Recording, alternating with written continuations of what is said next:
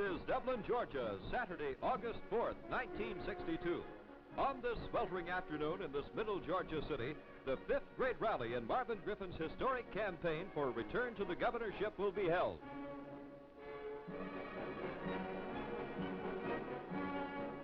At 2 p.m., early arrivals are welcomed to the city by banners, streamers, and placards. This is to be a political rally in the old-time tradition. Those who get there soon enough cluster under the sparse shade of trees and awnings in a vain attempt to escape the heat.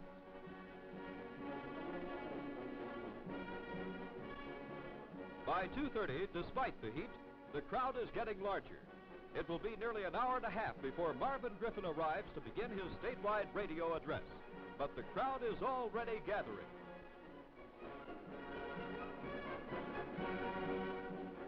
And now the motorcades start coming in.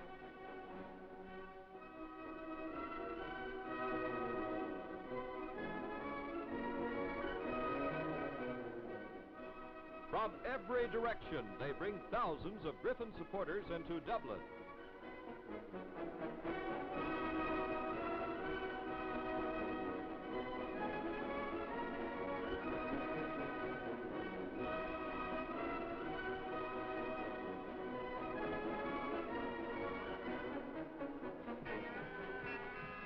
At 3 o'clock, a country music band strikes up.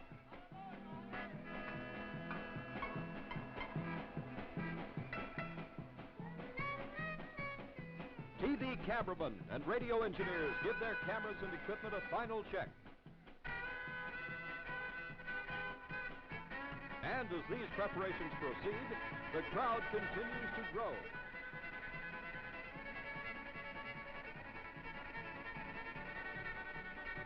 Finally, at 3:45, 15 minutes before airtime, Marvin Griffin himself arrives. And one order of business for the former governor is acceptance of a bale of cotton donated by Marion Green, a loyal supporter. This is reminiscent of a past era in Georgia politics. The bale is the first to be gemmed this year in Irwin County. It is a welcome contribution to the Griffin Campaign Fund. In a preliminary talk, former Commissioner of Agriculture Tom Linder urges his fellow Georgians to go all out for Marvin Griffin.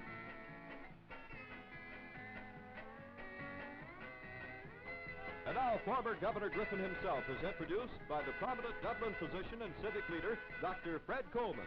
And so here he is, the first choice of most Georgians and the next governor of this state, Marvin Griffin. Mr. Chairman,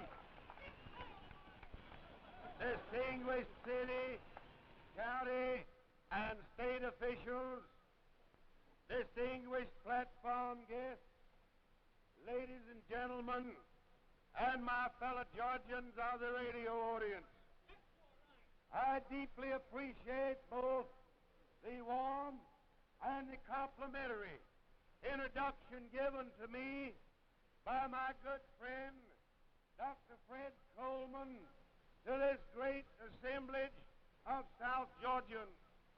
I want to also, at this time, express my heartfelt appreciation for the generosity of all of you good friends who have helped me today, as you are doing in this campaign, in a financial way.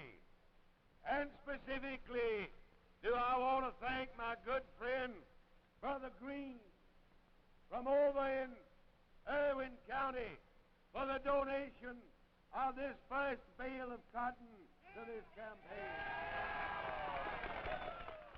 We have arrived, my fellow Georgians, at mid-campaign, and the great issues of this campaign have been nailed down.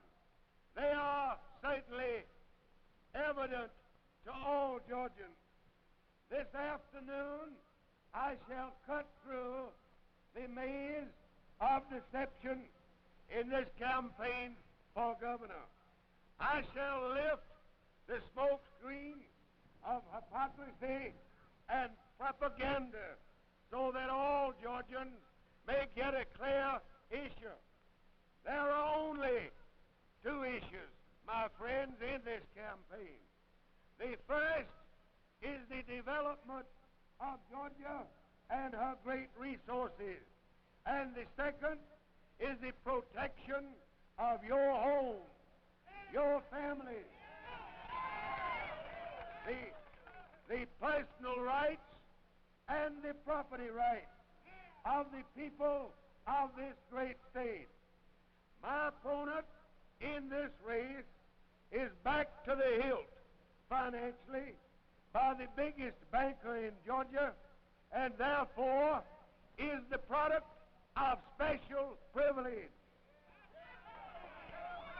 By his own admission, he says his campaign managers are signing open and unsecured notes at the CNS National Bank.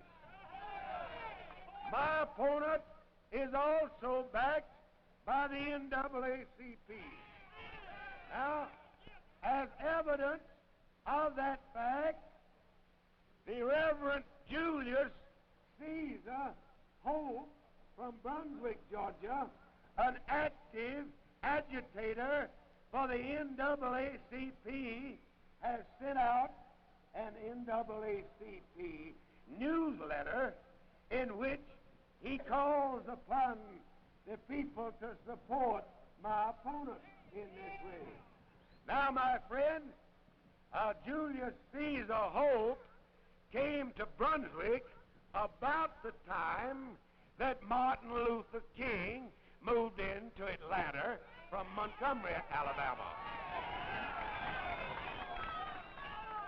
And he came for the same purpose, and that was for the purpose of creating disturbances. Now, having linked Mills B. Lane as financial backer of my opponent for obtaining the Negro bloc vote, it is not surprising to find the NAACP somewhere close to the money bag. My opponent is being backed by the NAACP, even though he denies it. Now, one only has to look at the Atlanta newspapers every day to be able to determine or discern who those people are backing for governor.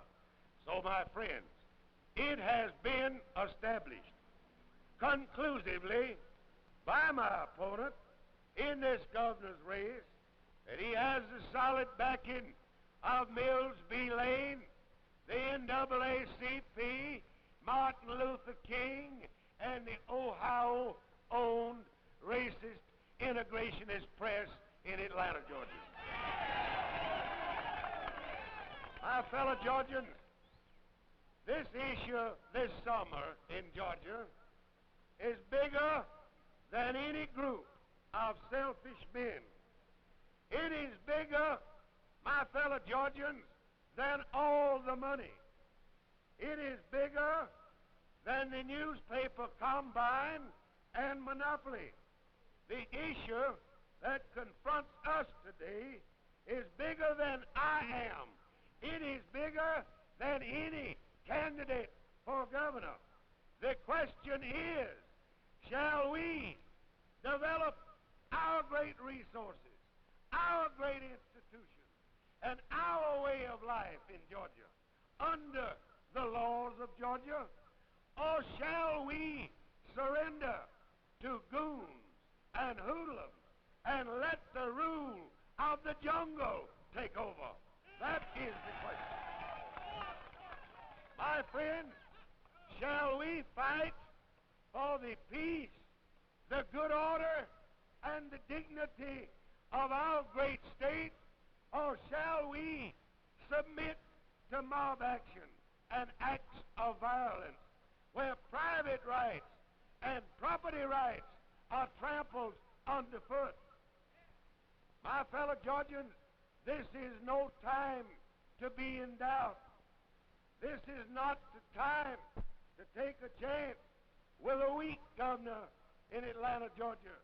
This is not certainly not the time to select a governor that we are already doubtful about to begin with. This is not the time to place faith and confidence in any candidate for governor who has been consorting with Martin Luther King and the NAACP, even though he denies it publicly. This is not the time. This is not the time to put the reins of government in our state in the hands of a man who has the unqualified support of the Ohio-owned Atlanta Journal and Atlanta Constitution. This is not the time. Certainly this is no time to put your homes and your families and your businesses in jeopardy. I was proud to hear Federal Judge Robert Elliott say the other day that he considered it his responsibility to protect the rights of the majority, the same as he did the rights of the minority. That I shall do.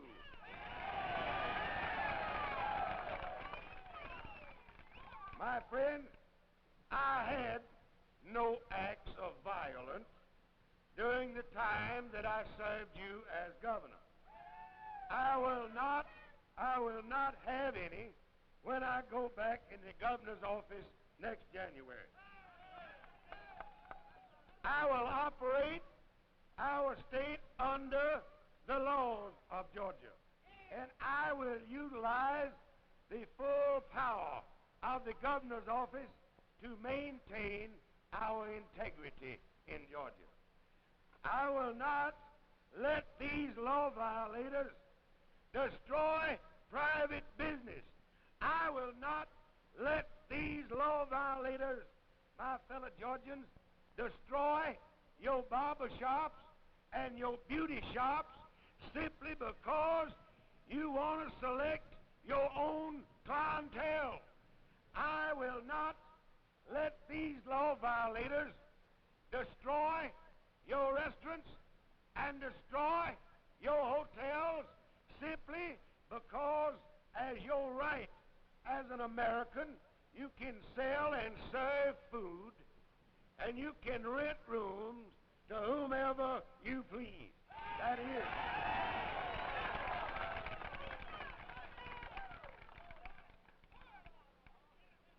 This kind of thing going on in Albany and in Augusta, Georgia, this kind of thing, if permitted to go on in those two places and over this state of ours, will bring a total disrespect for all law in Georgia. Your property rights will be protected. This is the American way. This is the Georgia way. And we must maintain and preserve this way of life, or else we will have to surrender it to the law of the jungle. These agitators, troublemakers, and law violators will not, my fellow Georgians, make a Congo out of the Chattahoochee River in our state. Now, I do not picket the Capital City Club because I'm not a member. I do not picket the Piedmont Driving Club because I'm not a member. I don't think any fella should picket my newspaper in Bainbridge because I don't put his name in the paper. And by the same token, I even believe that a fella shouldn't picket the Atlanta Journal and Constitution because they do put folks' names in the paper. I think this. I believe in the American way, and that is, I believe in the system of free and private enterprise. At the same time, my fellow Georgians, we must have everybody in this state, regardless of color, must obey the laws of this great state.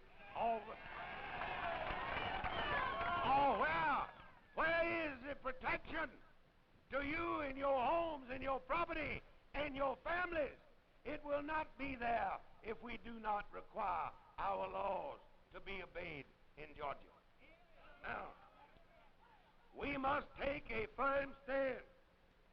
Now, I said, and they poke a lot of fun at it, naturally, there on 10 Forsyth Street in Atlanta, but I'm going to outlaw picketing except in labor disputes, bona fide labor disputes. It is against the law. I don't care who the Georgian is, black or white, to go there in that man's property and try to ruin his business. Now, I'm not going to make any silly statement about banishing anybody from Georgia, or I'm not going to excommunicate anybody, because the governor does not have that authority under the law. But as I've said to you Georgians before, these law violators going to have to obey the law, or I'm going to proceed in January under the laws of this great state, and yes, I will put them so far back into jail you'll have to pipe air to them.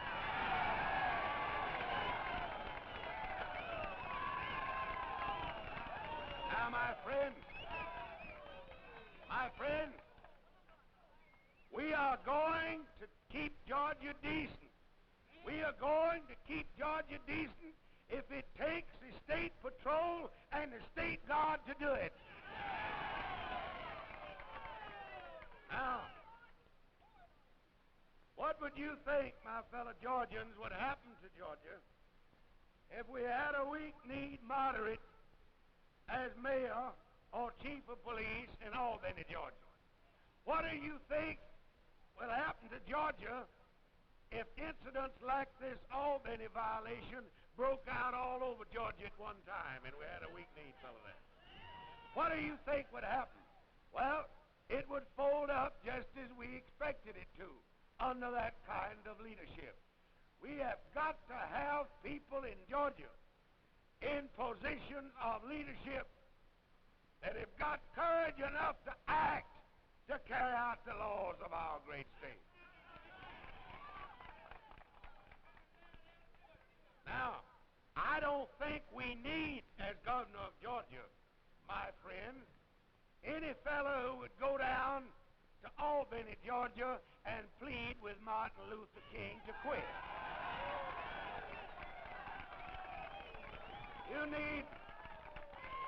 We need a man who would never let Martin Luther King and his crowd get loose in Albany, Georgia. Now, I'm glad that I finally taunted the present governor enough that he says he's now ready to give the teachers a $200 increase in salary. Let me tell you something, my fellow Georgians. That fella minds me better than my son Sam does.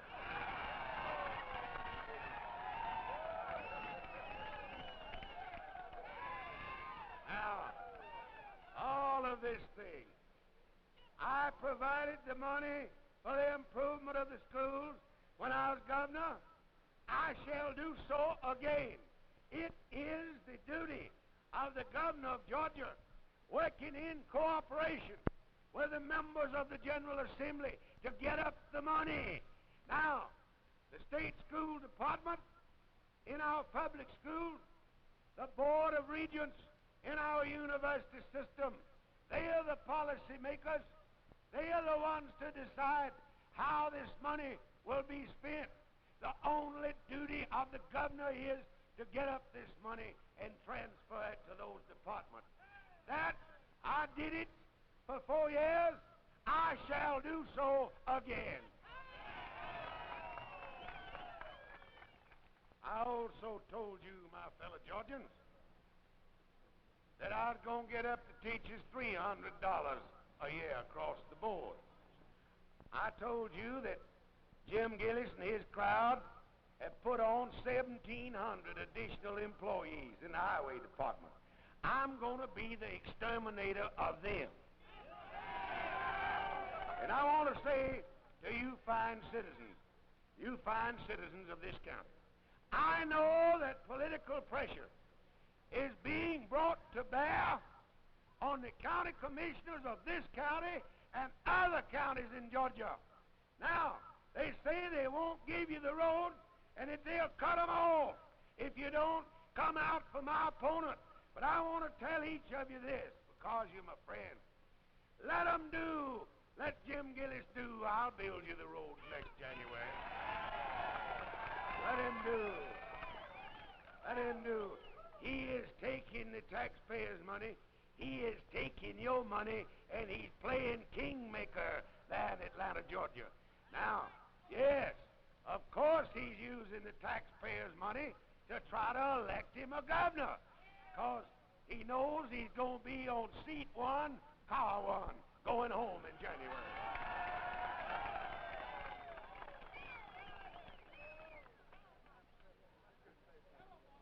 Now, that statement about employees does not apply to devoted, conscientious workers in state government. I don't mean them because they've been there a long time. I'm talking about those Joe Reeds that were just put on there recently to help in this campaign. Those are the ones I'm talking about. Now, I shall strengthen the merit system and give more protection to the little folks in state government, and I'm going to raise their salaries too.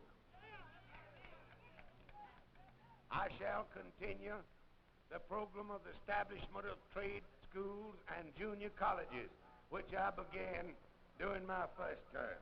I shall continue to improve all units in the university system of Georgia. Now, I shall reorganize the State Department of Commerce for the development of our state. And I shall create 2 panels in the State Department of Commerce. One, to seek and obtain new industry with new paychecks, new payroll, more money in the pockets of Georgia citizens. That'll be one panel. The second panel will be a panel of intensified tourism in this state. Let's go get that tourist dollar. It's a new dollar for Georgia. And in order to avoid duplication, my friends, I'm going to utilize the university system for research, use our teams.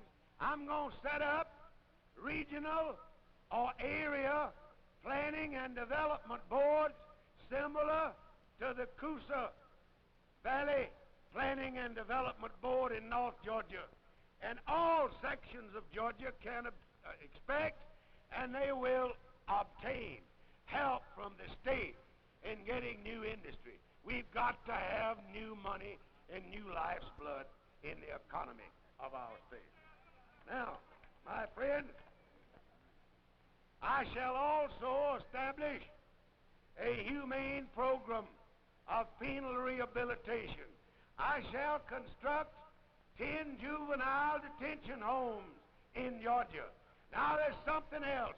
It doesn't amount to much, but it shows the appreciation of the people of Georgia for those men and women who have served this nation in time of war and made the sacrifices necessary. Now, you know the veterans have a free driver's license. I am going to see that the veterans get a free hunting and fishing license in Georgia.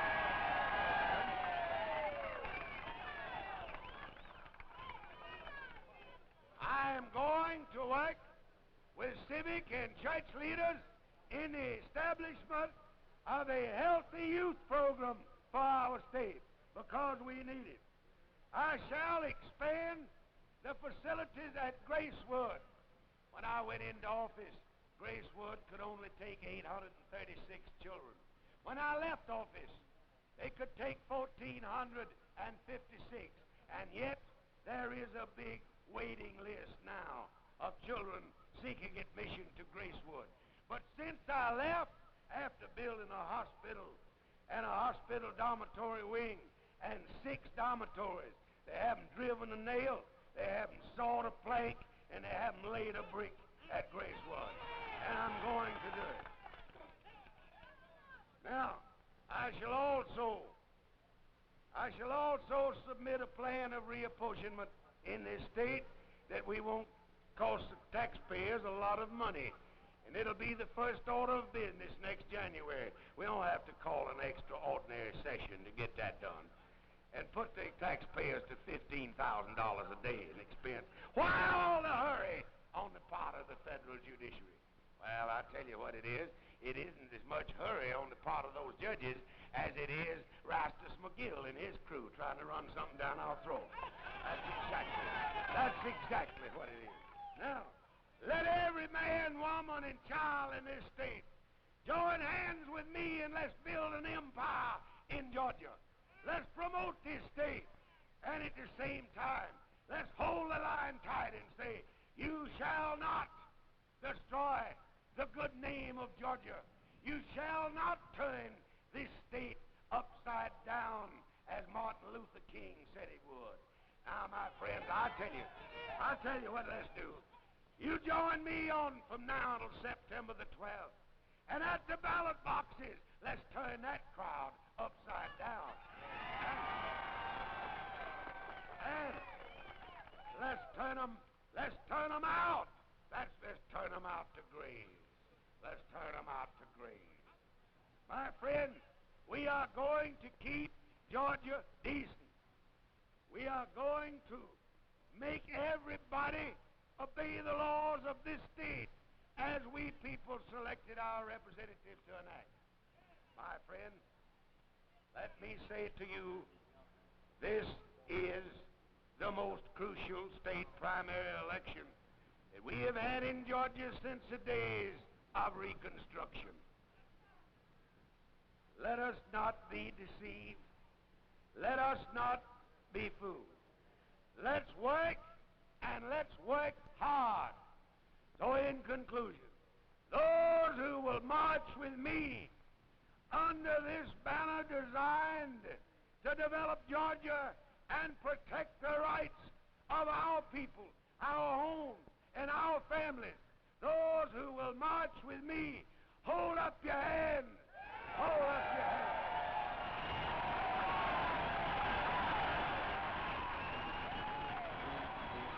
And so Marvin Griffin comes to Dublin, and thousands of his fellow Georgians come with him. Thousands of his fellow Georgians take their stand. They stand with Marvin Griffin. Next Saturday, the Griffin campaign will go to Marietta. Once again, thousands of Georgians will gather to reaffirm their belief in Marvin Griffin. Once again, thousands of Georgia citizens will take their stand, and they will stand with Marvin Griffin. If you are concerned about constitutional government, if you would like to do your part in preserving the Georgia way of life, come to Marietta next Saturday, August the 11th.